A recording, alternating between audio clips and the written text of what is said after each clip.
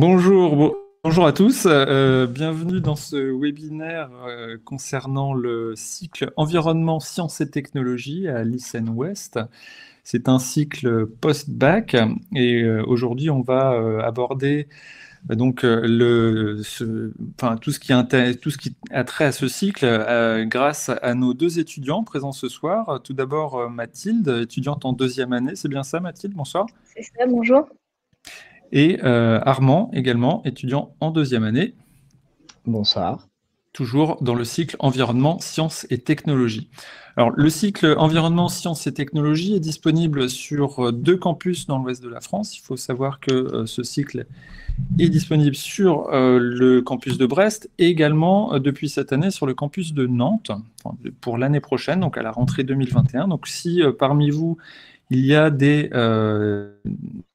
lycéens qui sont en terminale, vous aurez accès au cycle environnement, sciences et technologies sur le campus de Nantes ainsi que sur le campus de Brest l'année prochaine. Alors, si vous avez des questions, n'hésitez pas à les poser dans le chat. On va tout de suite commencer par avoir un petit aperçu du parcours de Mathilde. Mathilde, est-ce que tu peux nous dire un petit peu d'où tu viens, quelle terminale tu as faite, et puis pourquoi tu as choisi le cycle environnement, sciences et technologies? Oui, alors moi du coup j'ai fait une terminale SVT. Après je savais pas vraiment vers quoi me diriger comme étude. Je savais que je voulais quelque chose de plutôt général, justement pour ne pas me fermer de porte. Donc après j'avais deux choix, la prépa intégrée ou la prépa classique. Je me voyais pas du tout en prépa classique parce que mentalement je savais pas trop si j'allais tenir. Donc j'ai opté pour une prépa intégrée et l'ISEN m'a bien plu parce que je voulais à la fois de l'environnement et aussi des sciences informatiques que je pense très importantes aussi pour les métiers du futur. Donc voilà, c'est comme ça que j'ai trouvé l'ISEN et j'en suis très contente aujourd'hui. D'accord. Armand, également une terminale scientifique, alors une terminale S, comme on appelait ça à l'époque. Terminale S et SPSVT, donc comme Mathilde, j'ai fait ça au LICES à Quimper. Et après, dans le choix des études, ce qui était le plus important pour moi, c'était l'aspect environnement, à l'inverse de Mathilde. Et à partir de ça, j'ai hésité entre également une prépa scientifique, donc BCPST, dans cette optique de garder toutes les portes ouvertes pour le domaine de l'environnement, ou alors une prépa intégrée. Et c'est là que l'ISEN, c'est pour ça que je suis allé à l'ISEN, parce qu'il y avait justement ces sciences et l'aspect environnemental qui m'intéresse beaucoup. D'accord. Donc vous parlez tous les deux de votre choix de la classe prépa intégrée. Je sais que vous avez tous les deux eu des... Alors aujourd'hui, je vais prononcer le mot magique qui est le mot concours. Vous n'avez pas passé le concours parce que vous avez fait partie du pool des ce qu'on appelle les grands classés. Donc vous aviez des notes suffisantes pour vous dispenser des épreuves écrites. Pour autant, est-ce que ça vous manque? Alors Armand, est-ce que le petit côté concours, compétition, est-ce que ça te manque ou alors est-ce que au final, tu regrettes pas d'avoir éludé toute cette partie compète? Je pose la question parce que souvent, quand on hésite, on peut avoir soit des remords, soit s'en frotter les mains. Non. D'un certain point de vue, j'aurais bien aimé, j'aurais beaucoup apprécié la prépa avec la classe préparatoire aux grandes écoles, donc parce qu'il y aurait tout l'aspect scientifique vraiment lourd qui m'aurait plu d'une certaine manière. Mais après, ce que je vois beaucoup dans la prépa intégrée, c'est que au final, ça mène un peu au même diplôme, mais je peux profiter de mes années étudiantes, quoi. Ouais, c'est ça. Mathilde, c'est également, tu disais tout à l'heure, tu n'aurais peut-être pas supporté la pression d'une prépa classique. Alors, est-ce que tu peux rappeler rapidement une prépa classique, qu'est-ce que c'est, et puis la comparer à ce qui se passait? Prépa classique, j'y suis pas, mais globalement, ça va être principalement des maths, de la physique et de la SI. Suivant la prépa qu'on fait, ça dépend. Si on fait une prépa BCPST, il y aura pas mal de bio. Et en fait, derrière, il y a un concours au bout de 2 ans qui ouvre les portes à plusieurs grandes écoles et on y rentre en fonction du classement des concours. Et moi, c'était pas ce que je voulais le plus, puisque aujourd'hui, je suis très contente d'avoir d'un côté les matières scientifiques, maths, physique et scie, mais aussi les cours de spécialité qu'on a en environnement, quoi. Écologie, géosciences, écotoxicologie, biologie. Il y en a vraiment plein et ça me motive en fait tous les jours à suivre les cours et tout et à rester motivée parce que je pense que maths, physique et scie, j'aurais eu un peu plus de mal à rester motivée. Oui, alors justement, je voulais vous amener un petit peu sur ce terrain-là. Qu'est-ce qui fait que, alors, à l'ICN, vous avez, on a plusieurs cycles experts, on appelle ça, donc avec un tronc commun fort en sciences, et puis une partie spécialité, environnement pour le coup. Est-ce que tu peux nous en dire un petit peu plus comment ça se passe au quotidien, un peu le volume de cours, comment ça se passe au niveau des cours, est-ce qu'il y a des TP, des examens, etc. Ok, ouais. Arrête-moi à moins si je me trompe, mais en gros, dans la semaine, on a 2 heures de DS tous les mardis. Pour nous, après, je pense qu'en fonction des cycles, c'est pas les mêmes horaires, mais nous, c'est tous les mardis. Toutes les semaines, ça tourne, donc on a maths, physique et scie, mais on a aussi du coup les cours de spé. Ensuite, en termes de volume horaire, je pense qu'on a à peu près 8 heures de maths par semaine, ou 6, 8 ou 6. 8. Ouais, 8, ok. Pareil en physique, je pense, ou un peu moins, peut-être 6 du coup. Ouais, dans ces eaux-là. Et on a 2 heures de SI, si je ne me trompe pas. Et à côté, du coup, on a vraiment tous les cours de spé qui sont souvent dispensés en semestre. C'est-à-dire que pendant un semestre, on va avoir un cours et puis le second semestre, on aura un cours différent. Donc, Par voilà, exemple, qu'est-ce que par vous exemple, faites? voilà, ça va être écotoxicologie, biologie, géosciences l'année dernière. Il y a aussi changement climatique, environnement et société. Là, dernièrement, on avait Digital Tech and Sustainability. Donc voilà, il y a pas mal de cours quand même en spécialité qui sont vraiment intéressants tous, aussi bien les uns que les autres. D'accord. Alors, tu as dû donner le nom d'un cours qui était en anglais. Vous avez des cours en anglais? Ouais, on a plusieurs, ouais. Écotoxicologie, on l'a fait en anglais et ouais, Digital Tech, c'était en anglais aussi. Alors, comment ça se passe? Parce on peut avoir peur de ça aussi quand on est au lycée, qu'on galère Ouais, un peu avec l'anglais. moi j'avais peur aussi. En fait, ça se passe plutôt bien parce que déjà, les profs sont comme nous, ils sont français, donc ils ont un accent français. Donc pour nous, c'est aussi plus facile à comprendre. Ensuite, dès qu'on a une question, on peut la poser et on a tout de suite une réponse. Et dès qu'il y a des moments d'incompréhension, il ne faut pas hésiter à le dire et le professeur, en général, leur explique en français quand c'est trop compliqué. Ouais, Donc, je dirais que de manière générale, les profs sont indulgents quant à l'anglais parce qu'ils savent que c'est pas notre. Enfin, ils sont pas dans un cours d'anglais à proprement parler, donc ils sont indulgents et ils font plus ça pour essayer de nous aider d'une certaine manière, de nous habituer parce que c'est ce qui nous attend. ceci Ouais, dit, je pense que ça marche parce que je pense avoir fait des progrès grâce à ces cours-là, d'ailleurs. en anglais. Oui, en anglais, oui. Ouais. Ouais, c'est ce que tout le monde dit hein, dans tous les cycles. Il y a quelques plus ou moins de cours en anglais, effectivement, et effectivement, c'est plutôt, même si ça fait peur au début, ça se fait assez simplement. Alors, ce sont vos cours. Alors, c'est pas des maths que vous avez en anglais non plus, hein. C'est ça, hein, ce Non, sont c'est des que les cours de cours de spécialité. spé. Ouais, Non, je non, crois que c'est ça. on a que des cours de spé en plus de 2 heures d'anglais par semaine, anglais à proprement parler. On bosse le TOEIC, mais aussi l'oral ou des trucs comme ça. D'accord. Alors, est-ce que Armand, tu aurais pu nous parler un petit peu de justement qu'est-ce que vous faites concrètement en spé? Parce que les maths, la physique, la SI, on sait à peu près ce que c'est quand on est lycéen, même si on fait que toucher du doigt. Pour autant, tout ce qui est système d'information géographique, écotoxicologie, etc., ça nous parle pas vraiment, quoi. Donc, est-ce que tu peux décrire ça rapidement pour les lycéens qui nous écoutent? Et puis peut-être Bah, prendre des exemples de cours que ce que vous ouais, avez fait ouais, en ouais, cours. pas de souci.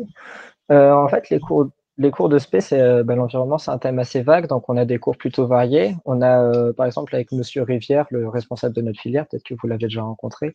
Enfin, vous en entendrez sûrement parler. On a des cours qui sont beaucoup axés sur les sciences sociales. Donc, comme disait Mathilde, l'année dernière, on a eu environnement et société. Donc, c'était un peu comment est-ce que les impacts, les relations, cet aspect sciences sociales entre nos modes de vie et nos impacts sur l'environnement. Après, on a évidemment des cours avec des sciences plus strictes que les sciences sociales. Donc, on a eu des géosciences, de la biologie, on a de l'écologie aussi cette année, et l'année dernière déjà. Et après, on a aussi quelques cours axés un peu plus sur des aspects techniques. On a eu des cours de système d'information géographique où on a appris à manier un outil numérique, une application sur ordinateur, un logiciel, merci Mathilde, qui nous permet de manier des cartes, des données de drones ou des choses comme ça. Ou aussi, l'année dernière, on a eu un module sur tout ce qui était drone, spectre, les caméras, les manières d'observer l'environnement, en fait. D'accord. Alors justement, c'est ça qu'il faut bien faire passer comme message aussi auprès des personnes qui nous regardent, c'est qu'on est dans une école d'ingénieurs. Là, on parle de technos qui sont dédiés à l'environnement. Donc, ce sont les deux jambes sur lesquelles vous devez pouvoir marcher pour pouvoir voilà, être un ingénieur ICEN digne de ce nom, je dirais. Donc, on avait... alors, toi, tu avais déjà cette idée comment dire, de l'ingénieur en environnement qui était liée au techno, Armand. Est-ce que tu arrives à fixer un petit peu tes idées sur ce que tu risques de faire comme métier plus tard ou pas encore? Là, je vais devoir vous décevoir, mais c'est pas encore très fixé dans ma tête. J'ai surtout un objectif éthique qui est de me dire que j'ai envie de faire quelque chose pour lutter contre l'urgence climatique. Mais après, l'aspect technique à proprement parler, là, je peux pas vous en dire plus encore. Ouais. En fait, bon, après, vous êtes juste tous les deux encore en deuxième année. Il y a un peu de temps pour faire ce type de choix, d'orientation. Justement, les choix et le parcours se définit aussi en fonction des stages. Vous avez, alors je crois que Mathilde, tu as fait un stage l'année dernière déjà, Oui, donc c'était dans le cadre de la première année. En fait, on a un stage associatif à faire d'une durée de 2 semaines. Et moi, étant plutôt passionnée par l'environnement marin, j'ai voulu y faire un petit lien. Et j'ai réussi à trouver un stage au centre de soins d'Ossanopolis. Donc, ça consistait à s'occuper de phoques qui avaient été échoués ou qui étaient retrouvés malades sur les côtes en Bretagne. Et puis, une fois qu'ils étaient en pleine forme, on les relâchait en mer. C'était vraiment bien. D'accord, donc vraiment sur l'aspect biologie et environnement, donc un stage Exactement. de première année. Après, c'est vrai que les stages montent un petit peu en compétences, en grade, mais c'est vrai que c'est une expérience intéressante. Justement, par la suite, vous avez... alors, vous êtes en deuxième année, le cycle environnement, sciences et technologies dure 3 ans. À la fin de la troisième année, vous avez un choix à faire. Alors, il y a les choix à l'ICEN. Il y a 17 domaines professionnels pour terminer ces années 4 et 5. Il y en a un qui est nommé numérique, environnement et développement durable. Donc, quand vous faites un cycle environnement, sciences et technologies, vous pouvez continuer naturellement dans ce cycle-là. Est-ce que tu as déjà une idée, toi, Mathilde, sur ce que tu veux faire Ouais, alors c'est pas encore définitif, mais il y a quand même de grandes chances que je poursuive vers cette voie. C'est vraiment ce qui m'intéresse et les TP qu'on a en ce moment. Enfin, ça me donne encore plus envie de continuer vers ça, en fait. Ouais, C'est vraiment le mélange de l'environnement et des technologies est vraiment, vraiment sympa. Ouais, Armand, c'est même idée? Ouais, grosso modo pareil. J'ai toujours cette volonté de faire quelque chose pour l'environnement, quoi. Donc, c'est la suite logique, je pense. Ouais. Parlez-moi un petit peu des TP que vous faites. Je sais pas si Armand t'en a dit 2 mots, mais...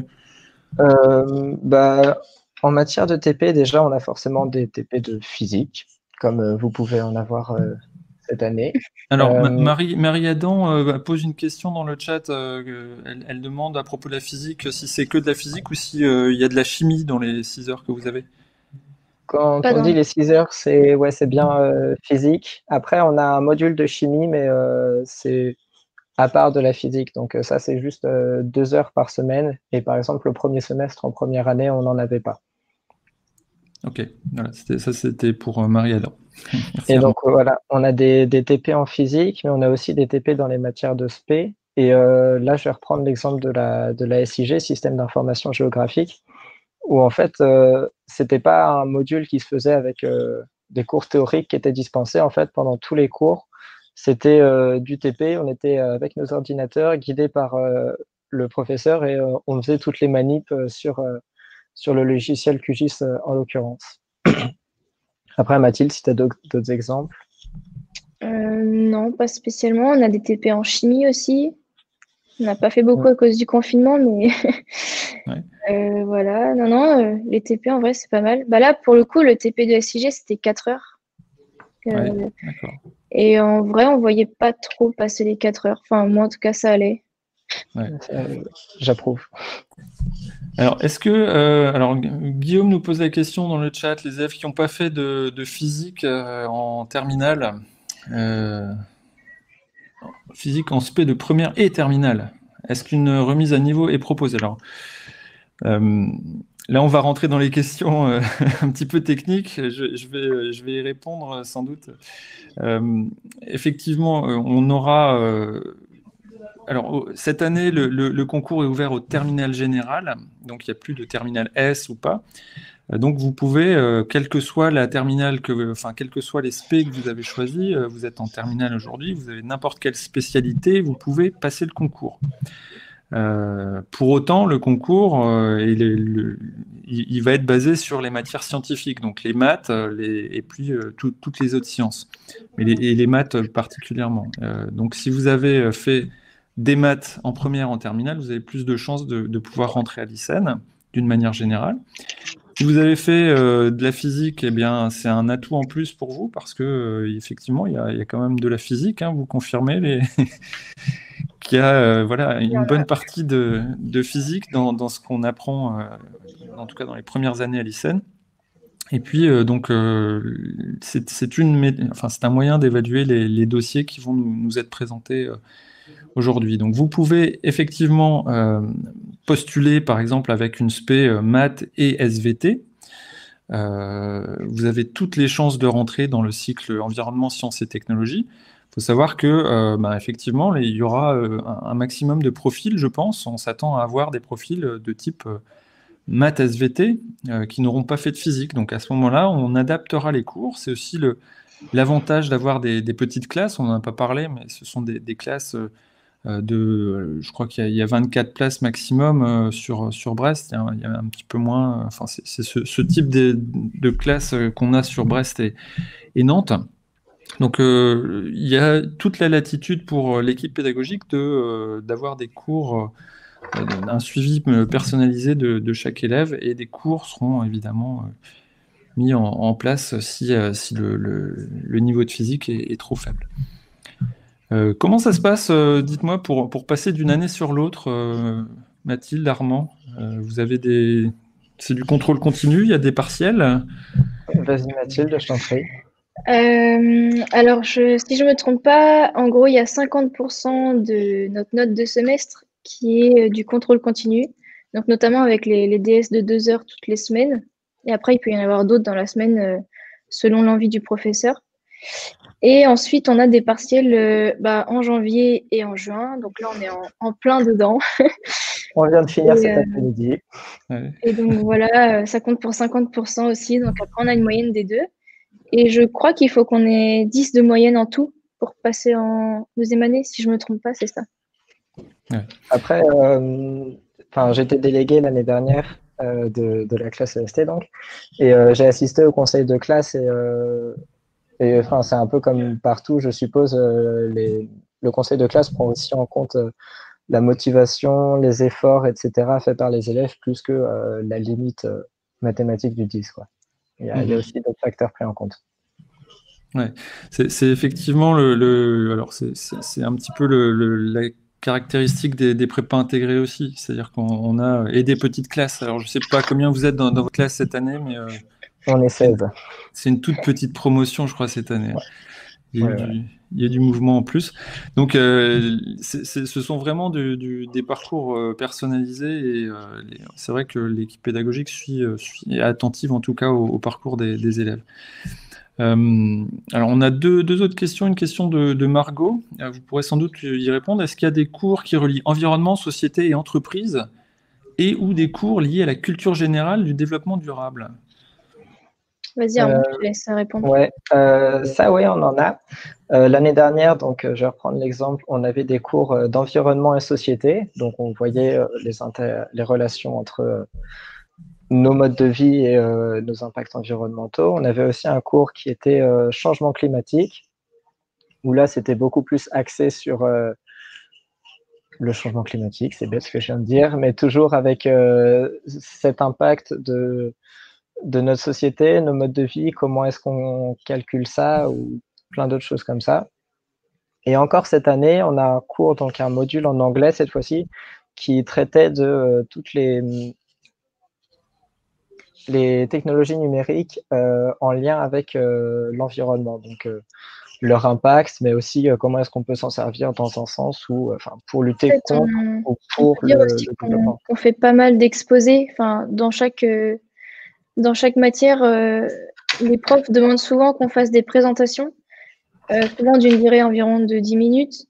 Et en fait, là-dedans, on va souvent parler d'exemples aussi. Ça va être des exemples d'entreprise, des exemples d'application en fait dans la vie de ce qu'on a étudié au préalable.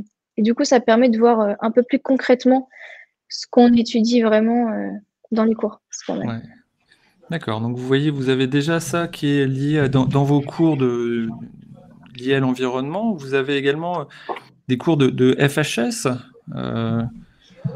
Est-ce que vous avez...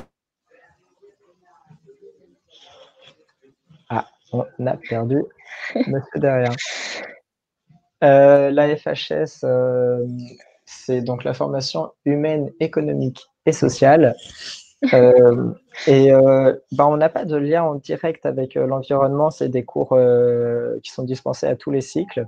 Mais dans ces cours-là, on va plus travailler sur notre développement personnel. En fait, c'est un peu le but de cette matière. Et on a travaillé, par exemple, sur l'éloquence. Après, c'est aussi, il y a un thème chaque année en prépa. Il y a 2 ans, c'était l'amour. L'année dernière, c'était la démocratie. Cette année, c'est la volonté de vivre. Et donc, c'est aussi dans ces cours-là qu'on va travailler un peu sur cette notion. L'année dernière, on a eu un petit module sur les différentes démocraties, D'accord. etc. Est-ce que mon micro refonctionne de nouveau? Oui. Ouais, c'est bon. Ok. Ok, très bien. Donc ça, c'est important aussi sur qu'on puisse avoir ça en tête, qu'il y a des cours qui sont pas que des sciences dures. Je voulais, alors on a un gros plan sur l'oreille de ton chat, Mathilde, le bien nommé Rafale. Alors,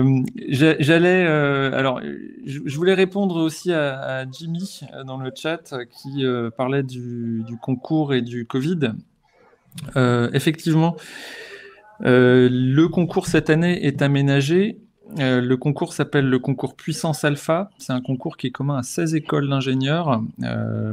Alors pour toutes les informations, je vous invite à aller consulter le site du concours. L'équipe du concours, c'est une équipe différente de l'équipe de l'ICEN. Donc il y a un site dédié pour le concours Puissance Alpha. Il faut savoir que d'habitude, le concours, il y a 60% de la note qui relève de l'étude du dossier scolaire. Ça, c'est toujours maintenu cette année, évidemment. Donc, l'équipe du concours Puissance Alpha récupère le dossier scolaire de première et puis des 2 premiers trimestres de terminale de chaque étudiant, de chaque lycéen. Et donc, l'équipe du concours Puissance Alpha étudie ce dossier-là, donne une note au dossier. Et cette note compte pour 60% de la note globale. Les autres 40%, en temps normal, donc sans confinement, sans Covid, ce sont des épreuves de QCM qui sont cette année annulées. Donc les épreuves écrites sont annulées, ça c'est vrai. Encore une fois, les infos sont disponibles sur le site du concours Puissance Alpha. Et elles sont annulées, mais elles sont remplacées par une étude de dossier de la part des équipes de l'ICEN. Donc vous aurez cette année, si vous êtes en terminale, une étude de dossier qui comptera pour 60% de la note qui sera faite par l'équipe du concours, et puis 40% qui sera faite par l'équipe pédagogique de l'ICEN, et qui va nous permettre d'avoir une note globale, établir un classement, et puis voilà, établir qui est apte à rentrer dans les rangs du cycle EST, ou du cycle généraliste, etc. Voilà donc comment ça se passe. Effectivement, les épreuves écrites sont annulées. Pour autant, la sélection à l'entrée, elle est toujours maintenue à travers une étude de dossier approfondie cette année par les équipes de l'ICEN. Alors, j'anticipe encore les questions qu'il y a eu, qu'on a régulièrement sur ce nouveau système. Effectivement, vos spécialités sont prises en compte. Donc, quelqu'un qui a notamment SVT dans sa besace en terminale, il aura un petit bonus par rapport à celui qui ne l'aura pas pour le cycle environnement, par exemple. Le cycle généraliste, lui, il sera, on surpondérera les notes de mathématiques. Voilà, c'est un petit peu le système qui a été mis en place pour pouvoir savoir si les profils sont adaptés aux différents cycles que nous proposons. Donc voilà, j'espère que ça a été assez clair. N'hésitez pas à reposer des questions dans le chat, le système est un petit peu complexe à expliquer à l'oral, mais voilà. Quoi dire d'autre? Alors, vous avez, Armand, Mathilde, également une vie de club. Alors, même si c'est un petit peu compliqué ces temps-ci, est-ce que vous avez... alors, on n'en a pas du tout parlé quand je vous ai rencontré au préalable. Vous avez une activité de club également, vous deux? Vas-y, Mathilde. Ok, alors moi, c'est un peu particulier parce que c'est un club qui s'appelle Entrepreneuriat et en fait, ça me permet comment dire, de mener un projet en complément de mes études de l'ISEN, tout en bénéficiant quand même du statut un peu club qui nous est demandé en fait. D'accord. Ok, donc en fait, le principe, c'est que vous devez avoir une activité de club au sein de l'ICEN, c'est ça? Et toi, tu l'as transformé en justement un projet Oui, entrepreneurial. c'est ça. D'accord, tout à fait. Qui tourne autour des chats, c'est ça? Non, pas du tout, c'est sur les filets anti-requins qui sont déployés notamment à La Réunion. D'accord. C'est très intéressant, mais ça prend un petit peu de temps. D'accord. Armand, une activité, toi, au sein d'un club? Ouais, moi je fais partie du bureau des élèves. Donc c'est très prétentieux de dire ça, mais on est un peu le club qui gère les autres. Désolé Mathilde. On est un peu le club C'est qui ça. gère les autres et on s'occupe aussi de pas mal de choses, dont quasiment toutes les soirées, bon, il n'y a pas en période de Covid, qui sont organisées, c'est le B2 qui s'en occupe. On fait pas mal de com, on organise des jeux avec les étudiants, des tombolas, où on gère pas mal de trucs comme ça. On s'occupe aussi, par exemple, du pull. Enfin, tous les ans, l'ISEN, enfin, le BDE, justement, propose aux ISENiens un pull. Et là, c'est nous qui devons nous en occuper cette fois-ci, de faire le design, trouver les producteurs, etc. Ouais, d'accord. Ok. Donc, hop. Et non, les clubs ne sont pas supervisés par les enseignants. Le BDE, nous, on a un président qui est en 4e année. C'est lui qui gère un peu tout, qui gère le budget qu'on a. Mathilde, je ne sais pas comment ça se passe. Je ne sais pas exactement en termes de budget comment ça se passe. Non, les enseignants interviennent. Alors, ils n'interviennent pas du tout pour superviser les clubs. Alors, évidemment, ils sont toujours là pour s'il y a des demandes, des conseils. Évidemment, il y a des dialogues, mais ils supervisent pas les clubs. Et il y a une supervision juste à la création du club. Voilà, juste qu'on sache quels clubs sont dans l'école, mais sinon, on n'a pas de supervision par les enseignants. Justement, c'est l'intérêt des clubs. Il y a Héloïse qui demandait s'il y avait beaucoup de demandes pour ce cycle. Alors, le cycle EST est demandé. C'est un cycle récent. Je ne sais pas, vous êtes la première promo, vous? Non, on était l'année test, ouais. Ouais, c'est pour ça que vous êtes peu nombreux. Ouais. Cette année, il y avait 24 places d'ouvertes sur Brest. Il y aura 18 places d'ouvertes sur Nantes. Ça peut paraître peu. C'est vrai qu'il y a beaucoup de demandes, mais en fait, on ne sait jamais si les gens veulent vraiment venir ou s'ils veulent faire, je ne sais pas, le cycle généraliste et puis ils mettent en deuxième position le cycle environnement. On ne sait jamais si... Il y en a beaucoup qui font ça, ouais. Il y a beaucoup qui cochent toutes les cases. Alors, il faut savoir que vous pouvez cocher toutes les cases quand vous êtes sur Parcoursup. Vous pouvez cocher les 12 formations de l'ICEN sur les 4 campus de l'Ouest, etc. Ça vous fera qu'un seul vœu. Donc voilà, je ne vous conseille pas forcément de faire ça, mais bon, c'est pas une mauvaise idée. Si vous voulez vraiment rentrer à l'ICEN, voilà, vous cochez tout. Nous, ça nous embête dans les statistiques après parce que justement, on ne peut pas répondre à ce type de questions. C'est-à-dire, on ne peut pas savoir quel élève était vraiment intéressé pour rentrer en Est parce qu'il y a beaucoup de personnes qui cochent tous les choix possibles par défaut.